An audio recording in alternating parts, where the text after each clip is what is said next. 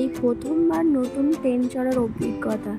না, ট্রেন তো সবসময় চড়ি, কিন্তু এটা হচ্ছে বন্দে ভারত, আমার ফার্স্ট টাইম। তো দেখে তো ট্রেনের মধ্যেটা ছিল পুরোটাই এসি, একদম ঠান্ডা কুলকুল, বিশাল একটা ফিলিংস লাগছিল, ঠান্ডা ঠান্ডা, খুব প্রখর রোদ্দুরে। আর সবথেকে বড় কথা, এই ট্রেনটা বয়স্কদের পক্ষে মানে খুবই আরামদায়ক, খুবই সুন্দর।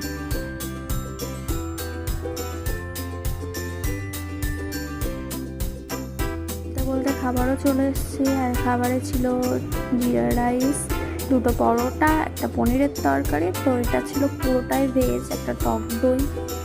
তো আমি দেখছি যে এটা ভেজ না নন ভেজ, এটাই বুঝতে পারছিলাম না। তো